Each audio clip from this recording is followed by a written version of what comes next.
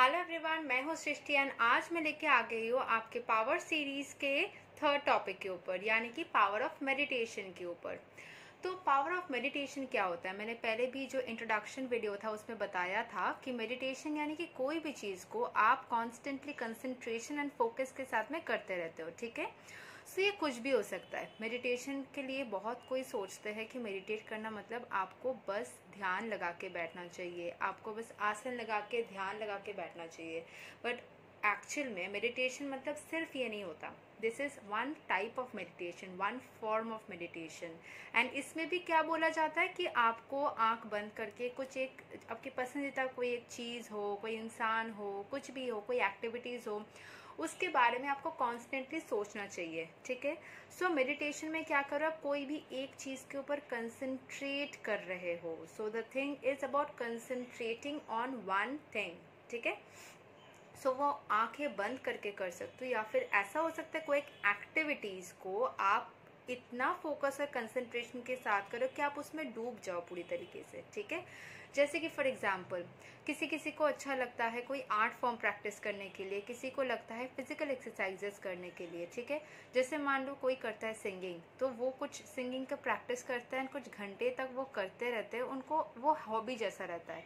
कोई करते हैं ड्राइंग, कोई करते हैं डांस, कोई करते हैं एक्सरसाइजेस, एंड कोई करता है, जैसे एक अलग से एग्जाम्पल मैं आपको देना चाहूँगी। आर्ट फॉर्म के अलावा भी मैं मेरी मदर की एक फ्रेंड थी, ठीक है। सो मैंने उनको, मैं बहुत छोटी थी तब, मैं 5th स्टैंडर्ड में थी जब मैं उनके घर में गई थी, ठीक है। सो उसमें मैंने क्या देखा था कि उन्होंने ऐसे मतलब टाइम तक एक कुछ घंटे तक वो ना मैथ्स सॉल्व करती थी, वो भी मतलब 5th से लेके 10th स्टैंडर्ड के जो मैथ्स होते हैं उनके ऊपर, जैसे कि मान लो नॉर्मल मल्टीप्लिकेशन, डिविजन, ऐसी चीज़ें, बहुत ही सिंपल चीज़ें। बट वो ऐसे ले लेती थी एक कॉपी, एंड वो उस टाइम पे किसी से बात नहीं करती थी। जैसे हम लोग गए थे ना उस टाइम पे, वो शायद कुछ कर रही थी तो किसी और ने दरवाज़ा खोला था, एंड उस टाइम पे वो उन्होंने हमें देखा और एक बार बोला कि मुझे कुछ टाइम चाहिए, फिर मैं बात करूंगी, ठीक है। This is the way she said.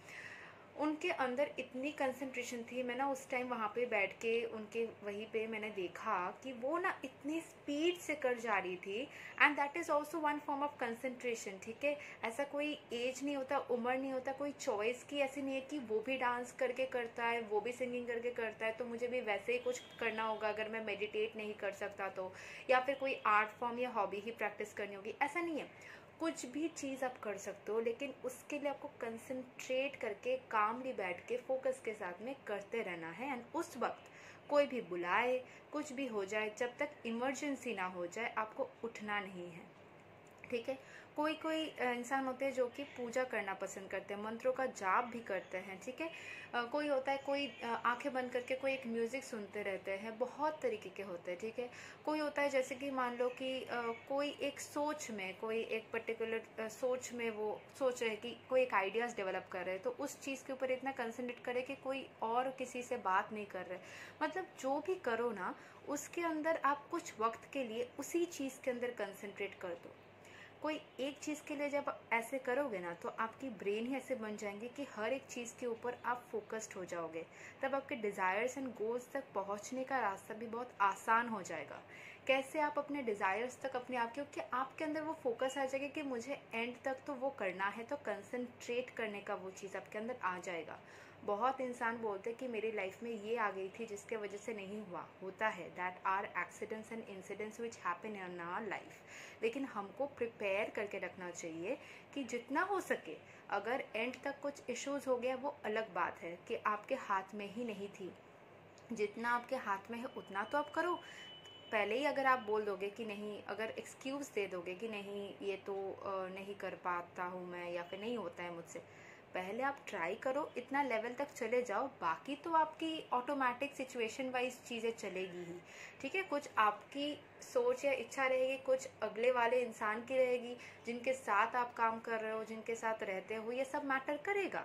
आप कोई भी डिजायर्स या गोल्स में जाते हो तो साथ में बहुत सारे चीज़ें मैटर करेगी, लेकिन अपने तरफ से तो आप अपना एफर्ट्स डालो, ठीक है। तो पावर ऑफ मेडिटेशन को मैंने एक्सप्लेन कर दिया है। कोई ऐसा चीज़ नहीं, आपको बैठ के ध्यान ही लगाना है। अच्छा लगता है तो करो, नहीं कर पाते हो तो कुछ ऐसा चीज़ करो जो आप एंजॉय करते हो करते वक्त, एंड उसी चीज़ में आप पूरा मतलब खो जाओ। ठीक है। तो कोई एक चीज़ आपकी हर किसी की होती है, ठीक है। कुछ मतलब ऐसे प्रैक्टिसेस को करने की कोशिश करना जिससे आपको अच्छा लगे, एंड अगर आपके साथ भी कुछ लोग रहते हैं वो उनको भी अगर खुशी दे पाओ तो एक अच्छा चीज़ होता है ना। आप अच्छे वाइब्रेशंस अगर लोगों में फैलाते हो तो एक पॉजिटिविटी होती है, सबको खुश रखना, ये सब चीज़ें अगर ऐसे टाइप का कुछ कर पाओ तो और भी अच्छा हो जाएगा। नहीं होता है अगर सिर्फ आपकी खुद की होती है, जैसे मैंने वो मैथ्स करना बोला, उससे तो किसी और को खुशी नहीं मिलेगी ना, उनकी अपनी कंसंट्रेशन इंक्रीज होती रहेगी। तो ऐसे भी कुछ कर सकते हो, लेकिन वो आपकी अपनी चॉइस होनी चाहिए, किसी और के लिए मैं नहीं बोल रही हूँ। मैंने वो ऐसे ही बताया कि अगर ऐसा भी मैच कर जाता है, अगर आपकी सोच ऐसी है, ठीक है, लेकिन वो मेनली आपकी अपनी कंसंट्रेशन इंक्रीज करने के लिए ही होना चाहिए, ठीक है। तो इसी के साथ में हमारा थर्ड पॉइंट कवर हो जाता है, पावर ऑफ मेडिटेशन, जो आपको बहुत ज़्यादा इंक्रीज करेगी आपके डिज़ायर्ड गोल तक पहुंचने के लिए, आपकी कोई सिचुएशन को हैंडल करने के लिए, आपको अपने रिजल्ट्स तक पहुंचने के लिए, ठीक है। सो नेक्स्ट मैं आ जाऊंगी अगले वीडियो में अगले टॉपिक के साथ, जो होगी पावर ऑफ प्रैक्टिस। यही मेडिटेशन एक दिन करोगे तो एक दिन का रहेगा, और प्रैक्टिस के बारे में आते हैं, ठीक है। अगले वीडियो में इसके बारे में डिटेल में बात करेंगे। Till then keep rocking and stay happy. Bye bye.